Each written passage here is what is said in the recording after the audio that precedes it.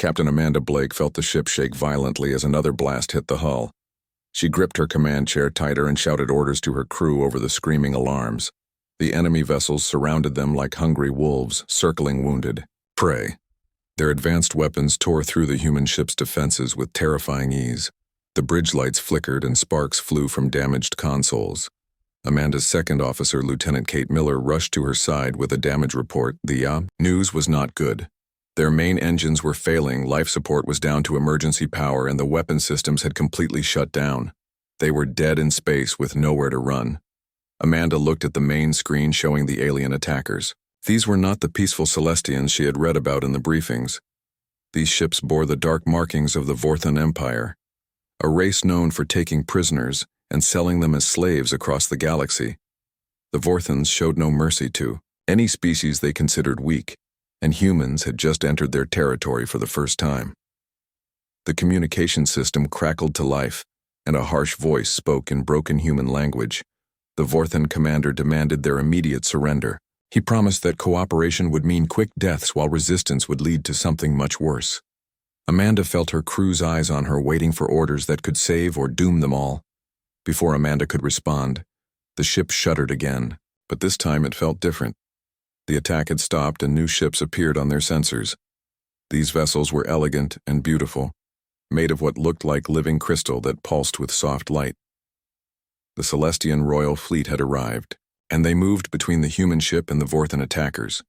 Princess Lyra stood on the bridge of her flagship, watching the damaged human vessel with interest. She had been traveling through this sector when her sensors detected the battle. The Vortans were violating Celestian space again and attacking what appeared to be a peaceful exploration ship. She could not allow this to continue. The princess was tall and graceful with skin that seemed to contain captured starlight. Her long silver hair flowed around her shoulders, and her violet eyes held wisdom far beyond her years. She wore robes that shifted color like oil on water and moved with fluid grace that made her appear to float rather than walk. Lyra gave orders to her fleet in the melodic Celestian language. The royal ships formed a protective barrier around the human vessel, while targeting systems locked onto the Vorthan attackers. The enemy commander tried to argue that the humans had no protection treaty, but the princess cut him off with icy authority. This was Celestian space, and she would decide who lived or died here.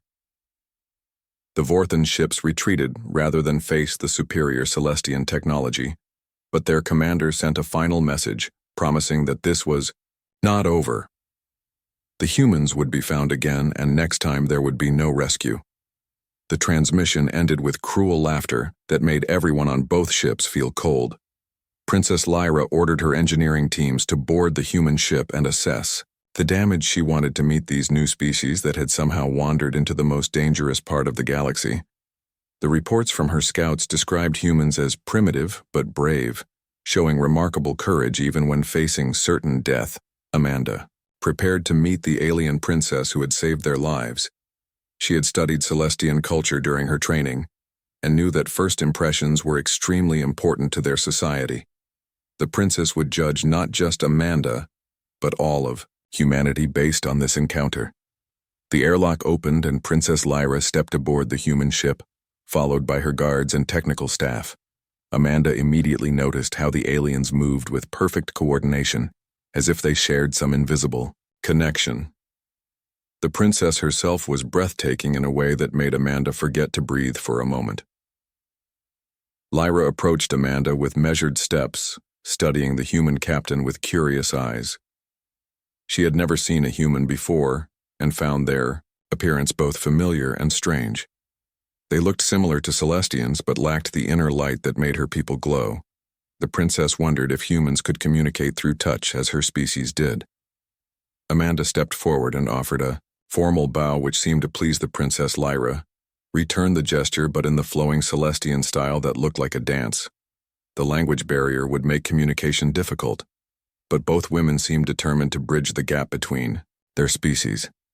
The princess gestured to her technical teams who began working on the damaged human systems.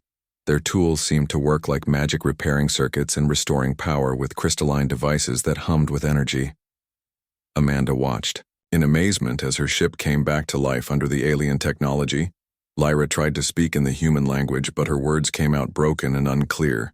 She seemed frustrated by this limitation, and Amanda realized that the princess was used to more direct forms of communication. The Celestians probably shared thoughts and emotions through methods humans could not understand. Amanda pulled out a small translator device, hoping it would help. She spoke slowly and clearly, telling the princess how grateful she was for the rescue. Lyra listened carefully, then touched the device with one finger. The crystal technology in her skin interfaced with the human machine, creating an instant translation link. Now they could speak to each other properly, and Amanda felt relief wash over her. The princess asked many questions about human space and why they had come to this dangerous region. Amanda explained that humans were explorers, always pushing into new frontiers despite the risks involved. Princess, Lyra seemed impressed by human determination, even if she thought they were foolish for traveling without proper protection. She offered to escort the human ship to a safe system where they could make repairs and plan their journey home. The alternative was facing the Vorthons alone, which would certainly mean death or slavery. Amanda accepted the offer, knowing her crew needed time to recover from the attack. As the ships began moving toward Celestian space, she wondered what other surprises awaited them in this strange part of the galaxy. The princess had saved their lives, but Amanda sensed this was only the beginning of a much larger adventure. The two fleets traveled together through the star fields, with the elegant Celestian ships protecting the damaged human vessel. Amanda found herself watching Princess Lyra and wondering what thoughts moved behind those violet eyes. The alien woman was unlike anything she had ever encountered, and Amanda felt drawn to learn more about her mysterious savior. The Celestian homeworld appeared before them like a jewel floating in space. The planet's surface gleamed with crystal cities that caught and reflected the light of twin suns. Amanda stood on her ship's bridge, watching in wonder as they approached the most beautiful world she had ever seen. The oceans were deep purple, and the continents sparkled with structures that seemed grown rather than built. Princess Lyra's voice came through the communication system, inviting Amanda to visit the surface, while her ship underwent repairs. The princess explained that Celestian healing crystals could restore the damaged hull faster than any human technology. Amanda accepted the invitation, though she felt nervous about leaving her crew behind. The shuttle that came to collect Amanda was unlike anything in human space. It moved without visible engines and seemed to phase through solid matter. When docking with her ship, Amanda stepped aboard to find the interior filled with soft light and gentle music. The pilot was a young Celestian woman who smiled warmly but did not speak. During the flight to the surface, Amanda marveled at the alien technology. Everything seemed alive and responsive to the Celestians' touch. The controls grew from the walls, like living coral, and pulsed with inner light when activated. Amanda wondered if human hands could even operate such devices. The capital city rose from the planet's surface in spiraling towers that reached toward the sky. Princess Lyra waited at the landing platform, wearing ceremonial robes that shifted through every color of the rainbow. Her hair was decorated with small crystals that chimed softly when she moved, and her smile seemed to light up the entire area. Lyra welcomed Amanda in perfect human language thanks to the translation link they had established. The princess had spent the journey learning more about human communication and culture. She found humans fascinating in their directness and lack of psychic abilities. Most species the Celestians encountered could share thoughts and emotions, but humans seemed locked inside their own minds. The princess led Amanda through gardens filled with impossible plants that glowed with bioluminescence. Flowers sang in harmony as they passed, and trees bent their branches to offer fruit that tasted like concentrated starlight. Amanda felt like she was walking through a dream, where the laws of physics worked differently. They arrived at the royal palace, which was carved from a single massive crystal. The walls were transparent but somehow provided privacy, and the rooms seemed to adjust their size based on the number of occupants. Amanda found herself in quarters that were both luxurious and comfortable, with furniture that molded itself to her body. Princess Lyra explained that Amanda would stay as an honored guest while her ship was repaired. The process would take several days, as Celestian methods were thorough but gentle. The princess seemed genuinely interested in learning about human culture, and asked if Amanda would share meals with her during the visit. That evening, Amanda joined the princess for dinner in a dining hall that overlooked the Crystal Gardens. The food was unlike anything she had ever tasted, but somehow familiar, as if her body recognized nutrients it needed. The princess ate very little and seemed more interested in conversation than the meal itself. Lyra asked many questions about human relationships and social structures. She seemed puzzled by concepts like marriage and exclusive partnerships. The Celestians apparently shared emotional bonds more freely and did not understand human possessiveness. The princess found it strange that humans limited their affections to single individuals. Amanda tried to explain human emotions but found it difficult without being able to share feelings directly. The princess listened carefully, then reached across the table to touch Amanda's hand. The contact sent a shock of warmth through Amanda's entire body, and suddenly she could sense Lyra's curiosity and genuine care. The princess quickly withdrew her hand, looking embarrassed. She had forgotten that humans were not used to such direct emotional contact. Most species found Celestian touch overwhelming at first, and some never adapted to it. The princess apologized for her forwardness, but Amanda assured her it was acceptable. After dinner, Princess Lyra offered to show Amanda the city at night. The crystal structures came alive, with internal light creating a display more beautiful than any human festival. They walked through streets filled with Celestians who moved like dancers and communicated through touches and gestures that seemed like an intricate ballet. Amanda noticed how the Celestians looked at her with curiosity but no fear. They had encountered many alien species before and seemed genuinely welcoming to visitors. The children especially were fascinated by Amanda's solid appearance and lack of inner light. Several young ones approached to touch her skin with wonder. The princess explained that Celestians were born with crystals in their bloodstream that allowed them to interface with their technology and share emotions with others. Humans lacked this biological enhancement, but Lyra found their independence fascinating. She wondered how humans managed complex societies without the ability to directly share thoughts and feelings. They stopped at a viewing platform that overlooked the entire city. The lights below created patterns that shifted and flowed like living art. Princess Lyra stood close to Amanda, and the human could feel warmth radiating from the alien woman's skin. The princess seemed to glow more brightly when she was happy or excited. Lyra asked Amanda about human dreams and aspirations. She wanted to understand what drove humans to explore dangerous regions of space when they could stay safely in their own territory. Amanda tried to explain the human need to discover new things and push boundaries, but found words inadequate. The princess listened thoughtfully, then shared her own dreams of uniting different species in peaceful cooperation. The Celestians had advanced technology and wisdom, but they had grown isolated. In their crystal cities, she believed that contact with races like humans could help her people grow and change. As they returned to the palace, Amanda felt a growing connection with this alien princess. Despite their different origins, they seemed to share similar hopes for the future. Both women wanted to build bridges between their peoples and create understanding where there had been none before.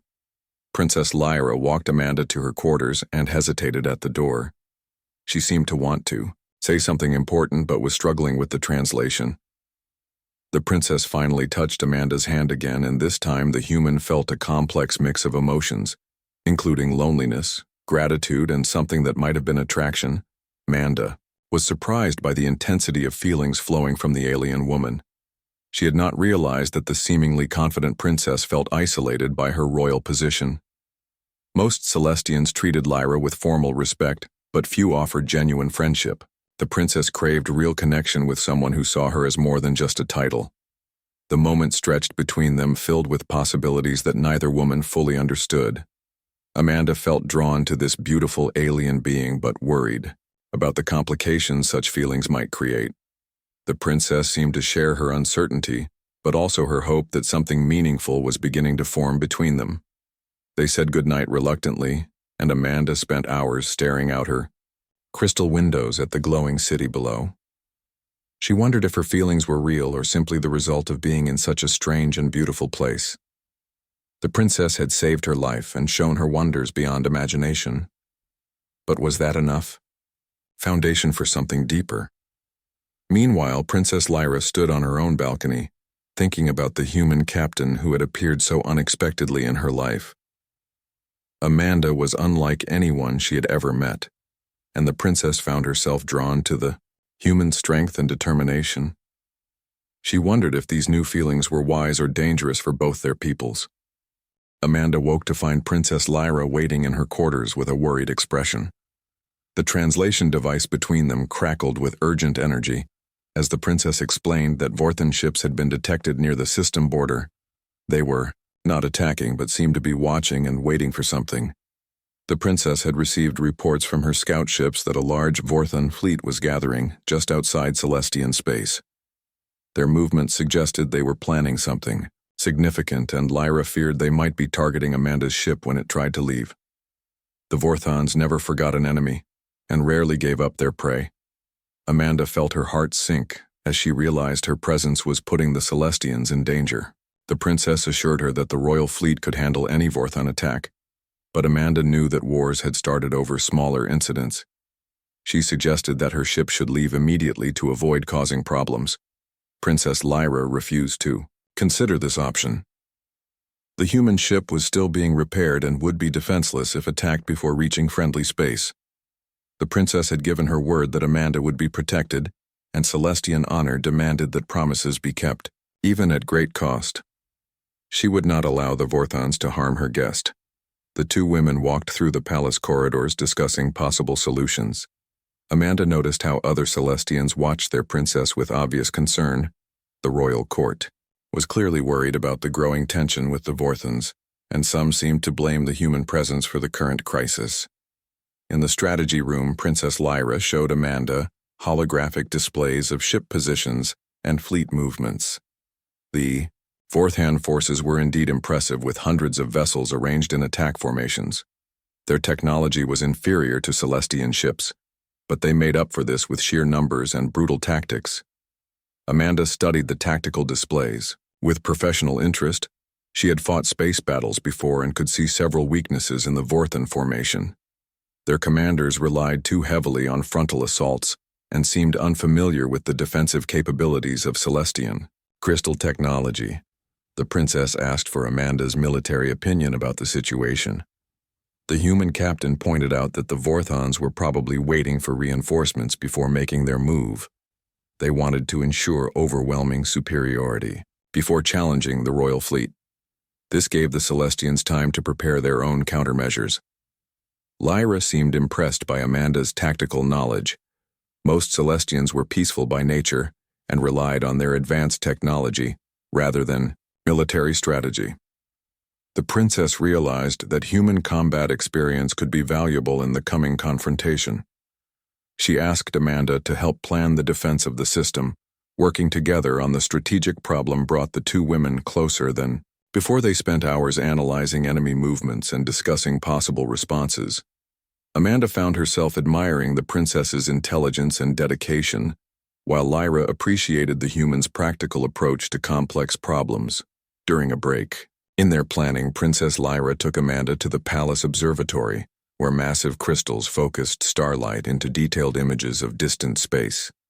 The technology allowed them to watch the Vorthan fleet in real time, and Amanda was amazed by the clarity of the alien surveillance systems.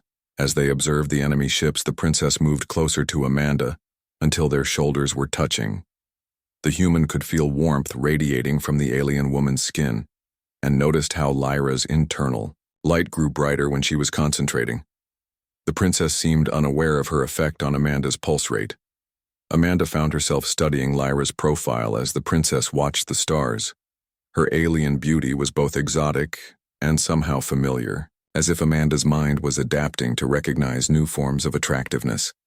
The princess's expressions were easy to read, despite her non-human features, and Amanda felt drawn to the intelligence and compassion she saw there.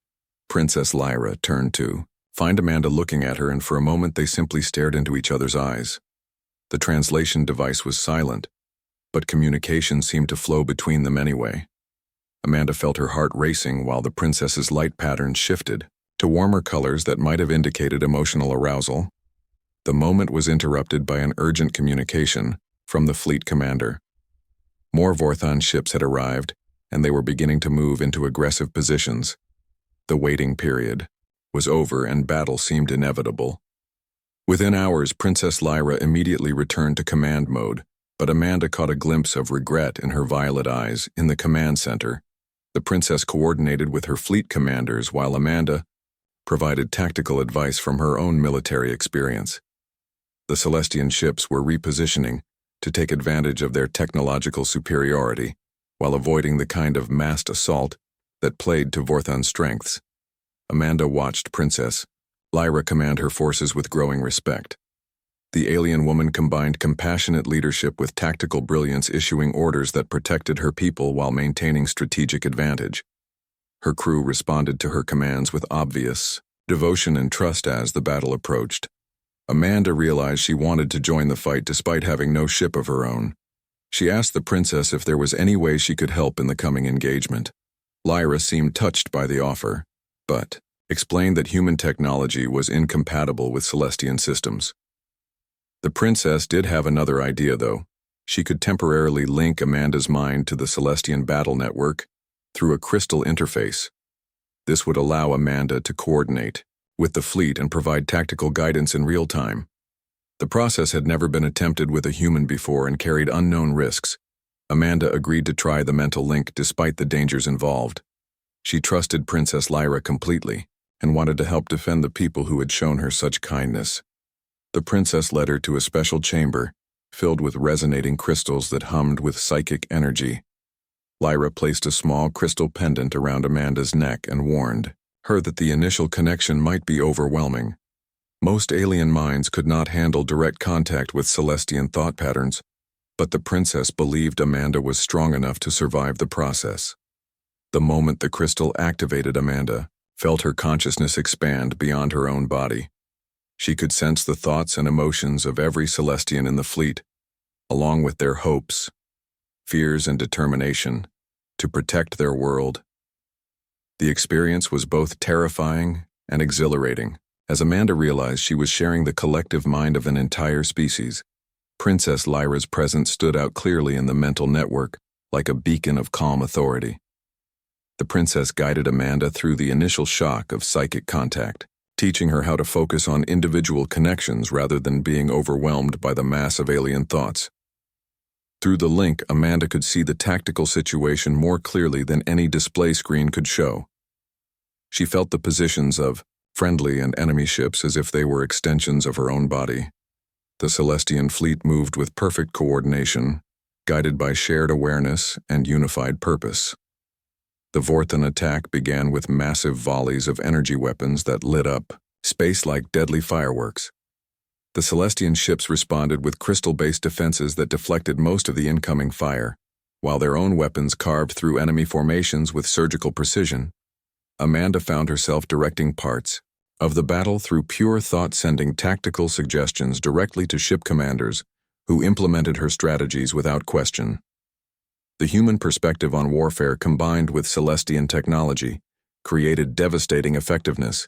Against the Vorthon assault princess, Lyra fought from her flagship while maintaining the mental link with Amanda. The princess's thoughts were filled with protective fury as she commanded her forces to drive back the invaders. Her connection with Amanda seemed to amplify both women's abilities, creating a partnership more effective than either could achieve alone. The battle raged across the star system as Vorthon reinforcements continued to arrive. Only the superior Celestian technology and the tactical advantage provided by Amanda's military experience kept the defenders from being overwhelmed. The princess realized that this fight would determine the fate of both their peoples. The mental link between Amanda and Princess Lyra grew stronger. As the battle intensified, Amanda could feel every emotion the princess experienced, from fierce determination to deep concern for her people. The connection allowed them to coordinate the defense with perfect timing, but it also meant sharing each other's fears and hopes. Through the psychic network, Amanda sensed that several Celestian ships had taken heavy damage. The Vorthon fleet was larger than initially estimated, and more ships kept arriving from deep space. The enemy commanders had planned this assault carefully and seemed determined to capture both Amanda and Princess Lyra, regardless of the cost. Princess Lyra's flagship shuddered under concentrated enemy fire, as 3 Vorthan battleships focused their weapons on the royal vessel. The princess maintained her calm command presence, but Amanda could feel her growing worry through their mental connection. The Celestians were outnumbered, and their crystal technology was being pushed to its limits. Amanda suggested a tactical retreat to draw the Vorthons into a trap, but the princess rejected this strategy. Her people would never abandon their homeworld to alien invaders. The royal fleet would make their stand here and now. Whatever the consequences, Celestian honor demanded that they protect their sacred crystal cities at all costs. The battle reached a critical point when Vorthan boarding ships broke through the defensive lines. Several enemy vessels attached themselves to damaged Celestian ships and began cutting through their hulls. Amanda watched in horror through the mental link as Vorthon soldiers invaded the beautiful crystal chambers. Princess Lyra made a desperate decision to lead a counterattack personally. She would take a small strike force to eliminate the Vorthon command ship, while the main fleet held the defensive line.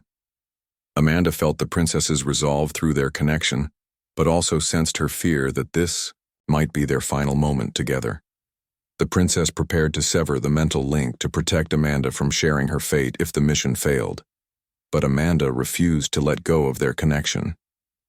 She had never felt closer to another being than she did to this alien princess and would not abandon Lyra in her moment of greatest need. Together they guided the strike force through the chaotic battlefield, using their combined tactical knowledge to avoid enemy fire. The mental link allowed them to coordinate perfectly, with Amanda providing strategic overview, while Lyra handled the complex Celestian flight controls. The Vorthan command ship was a massive dark vessel bristling with weapons and surrounded by smaller escort ships. Princess Lyra's strike force approached from an unexpected angle using asteroid debris as cover. Amanda marveled at how smoothly the Celestian ships moved through space like fish swimming through water as they closed on their target. Amanda felt Princess Lyra's emotions shift from determination to something deeper. The alien woman was no longer just fighting to protect her people, but also to preserve the connection she had found with Amanda. The princess had never experienced such a profound bond with another being. The assault on the command ship began with surgical strikes that disabled its main weapons systems. Princess Lyra's pilots moved with deadly precision, guided by their shared mental network and Amanda's tactical expertise. The Vorthan vessel tried to maneuver, but found itself trapped by the coordinated attack. Amanda felt a surge of triumph through the mental link as the enemy command ship's shields began to fail. But the victory was short-lived as massive Vorthan reinforcements arrived from hyperspace. The battle had attracted the attention of an entire Vorthon war fleet bent on conquest. Princess Lyra realized that her strike force was now cut off from the main fleet and surrounded by hundreds of enemy ships. The situation seemed hopeless, but the princess refused to surrender. She would rather die fighting than allow the Vorthons to capture her homeworld. Through their mental connection, Amanda felt the princess's fear and determination mixing together in a complex, emotional storm. Lyra was prepared to sacrifice herself and her strike force to buy time for her people to evacuate the planet. Amanda shared these feelings and found her own resolve strengthening. The princess turned to Amanda through the mental link and expressed thoughts that were both desperate and tender. She told Amanda that meeting her had been the greatest joy of her life, and that their brief time together had meant more than all her years of royal duty. Amanda replied through their psychic connection that she felt the same way the alien princess had shown her wonders beyond imagination, and had opened her heart to possibilities she never knew existed. If this was their end, then at least they would face it together. But Amanda was not ready to give up yet. She had an idea that might save them all if Princess Lyra was willing to trust human ingenuity one more time. The plan was dangerous and had never been attempted before, but it offered their only chance of survival. Amanda suggested using the mental link to coordinate not just the Celestian strike force but every friendly ship in the system. If they could expand the psychic network to include all defenders, they might be able to fight as a single unified organism, instead of separate vessels. Princess Lyra was amazed by the concept. No one had ever tried to link so many minds across such distances. The strain might destroy both women's sanity, but the alternative was certain death for everyone they cared about. The princess agreed to attempt Amanda's desperate strategy. Together they began expanding their mental connection, reaching out to every Celestian ship in the battle zone. The process was exhausting and painful as their minds struggled to contain so many different consciousness patterns. Amanda felt like her brain was being stretched beyond its limits. But slowly the network grew until every defender was linked in a vast psychic web with Amanda and Princess Lyra at the center. The combined mental power was incredible as hundreds of minds merged into a single fighting force, guided by shared purpose and determination. The effect on the battle was immediate and dramatic. The scattered Celestian ships suddenly moved with perfect coordination, striking at Vorthon formations with devastating precision. The enemy found themselves fighting not individual vessels, but a single organism that anticipated their every move. Amanda felt the collective consciousness of the Celestian fleet flowing through her mind, while Princess Lyra provided the emotional stability to keep the network from collapsing. The two women became the heart and soul of their people's resistance, sharing their strength with everyone connected to the psychic web. Vorthon commanders were confused and terrified by the sudden change in their enemy's behavior. Their carefully planned assault was falling apart as the Celestians fought with impossible unity. Every Vorthon move was countered instantly and their formations were torn apart by precisely coordinated attacks. But maintaining the expanded mental network was taking a terrible toll on both Amanda and Princess Lyra. Their minds were burning under the strain of linking so many consciousness patterns.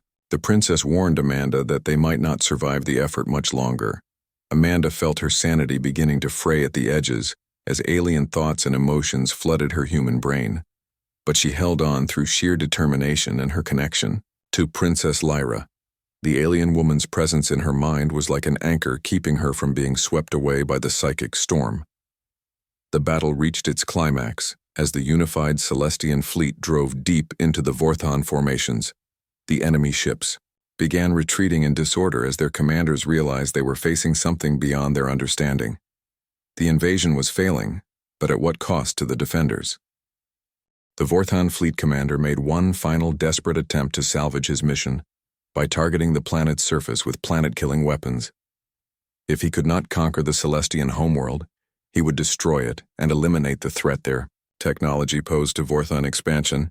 Amanda felt the enemy's intentions through the psychic network and shared the terrible knowledge with Princess Lyra. The alien woman's horror and rage burned through their mental connection as she realized her beautiful homeworld faced complete annihilation. Within minutes, the crystal cities would be reduced to molten slag, but the expanded mental network gave them one last option. Amanda suggested that all connected minds focus their combined willpower on a single massive psychic push that could disable the Vorthon weapon systems. The strain would probably kill both women, but might save billions of innocent lives. Princess Lyra accepted the sacrifice without hesitation. Her duty as a leader meant protecting her people even at the cost of her own life. The alien woman gathered every remaining thread of mental energy and prepared to channel it through their connection. Amanda felt the princess's love and gratitude flowing through the link together. They reached out to every mind in the network and asked for everything they had left. The response was immediate, as hundreds of Celestian consciousness patterns merged into a single focused beam of pure psychic energy directed at the enemy weapons. Amanda felt her mind being torn apart by forces no human was meant to endure, but she held on through her connection with Princess Lyra. The alien woman's presence gave her strength she never knew she possessed, and together they became conduits for their people's desperate hope. The psychic assault struck the Vorthon planet killers just as they were about to fire. The enemy weapons overloaded and exploded in chains of destruction that rippled through the attacking fleet ships that had seemed invincible moments before were reduced to burning wreckage drifting in space. The effort required to generate such massive psychic force finally overwhelmed Amanda's human brain. She felt her consciousness fragmenting as the alien mental patterns tore through, her mind like wildfire. Princess Lyra's desperate attempts to protect her were failing, as both women approached the limits of their endurance. Amanda's last coherent thought was of gratitude for the time she had shared with this incredible alien woman. The princess had shown her wonders beyond imagination and had given her a connection deeper than anything she had ever experienced. If death was the price of such joy, then she would pay it willingly. Princess Lyra felt Amanda's mind beginning to dissolve and made a desperate decision. She severed her own connection to the psychic network and poured all her remaining mental energy into protecting Amanda's consciousness. The princess wrapped her alien thoughts around Amanda's failing human brain like a protective shield. The sudden loss of their central coordination point caused the expanded mental network to collapse instantly.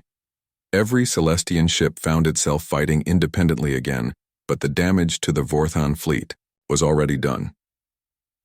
The enemy survivors fled the system rather than face any more impossible psychic attacks. Amanda woke in a medical facility filled with healing crystals that pulsed with gentle light. She felt weak and disoriented, but alive. Princess Lyra sat beside her looking exhausted but relieved. The alien woman's skin was pale, and her usual inner glow had dimmed to almost nothing. The princess explained that they had been unconscious for 3 days, while Celestian healers worked to repair the damage to their minds. The psychic strain had nearly killed both women, but Amanda's human resilience and Lyra's alien healing abilities had somehow pulled them through. Amanda tried to speak, but found her voice weak and rough. The mental link was gone, and she felt strangely empty without Princess Lyra's constant presence in her thoughts. The connection that had made them almost one being was severed, and both women felt the loss like a physical wound. Princess Lyra took Amanda's hand in both of hers, and the simple physical contact sent warmth through the human's body. The alien woman's skin was still soft and warm. Despite her obvious exhaustion, Amanda realized that she no longer needed psychic connections to feel close to this incredible being. The princess told Amanda that the Vorthon threat was ended for now. The enemy fleet had been destroyed or driven away, and would not return anytime soon. But the cost had been terrible, with many Celestian ships lost, and both women permanently changed by their ordeal. Amanda asked about her own ship and crew. Princess Lyra assured her that they were safe, and that repairs were nearly complete. The human vessel could leave anytime Amanda was ready to travel, but the princess's tone suggested she hoped Amanda might choose to stay longer. The two women talked quietly about what had happened during the battle and the incredible connection they had shared. Neither fully understood the bond that had formed between them, but both knew it had been something precious and unique. Amanda had never felt so close to another being. Princess Lyra admitted that she was afraid Amanda would leave and never return. The alien woman had grown to care deeply for this brave human captain and dreaded the thought of being alone again. Amanda realized that her feelings for the princess had grown far beyond simple attraction. Amanda reached out to touch the princess's face, and Lyra leaned into the contact with obvious relief. The simple gesture conveyed more emotion than any psychic link could have carried. Both women understood that what they felt for each other transcended species and cultural differences. The princess asked the question that had been haunting her since Amanda first pulled away from her touch. Why did humans fear physical contact when it was such a natural way to share caring and affection? Amanda tried to explain human customs about personal space, but realized how foolish they seemed. Amanda told Princess Lyra that her reluctance had nothing to do with fear or disgust, but rather with her own overwhelming attraction to the alien woman. She had been afraid that physical contact would lead to complications neither of their peoples was prepared for. Princess Lyra seemed both surprised and pleased by this revelation. She had worried that humans found Celestians repulsive or alien, but instead discovered that Amanda had been holding back because her feelings were so strong. The princess moved closer on the bed and took Amanda's hands. The two women looked into each other's eyes without the barrier of the psychic link, but with perfect understanding flowing between them. Amanda felt her heart racing as she realized this beautiful alien princess returned her feelings. Princess Lyra spoke softly about her own loneliness and isolation as a royal leader. Most of her people treated her with formal respect, but few offered genuine friendship or love. Amanda had been the first being to see her, as simply Lyra rather than a princess to be honored. Amanda told Lyra that she had never met anyone like her in human space. The princess combined strength and compassion in ways that made Amanda want to become a better person. The alien woman had shown her that connections between different species were not only possible, but could be profound. The princess asked Amanda to stay on the Celestian homeworld as her guest and cultural advisor. There was much work to be done rebuilding after the battle and establishing better relations with human space. Amanda's unique perspective would be invaluable in bridging the gap between their peoples. Amanda realized that she had found something on this alien world that she had never known she was. Searching for Princess Lyra offered not just love but partnership in building a better future for both their species. The human captain made her decision without hesitation. She would stay with Princess Lyra and help forge new bonds between humans and Celestians. The universe was vast and full of wonders, but the greatest wonder was the connection she had found with this incredible alien woman. Amanda finally understood that some bridges were worth crossing regardless of the distance.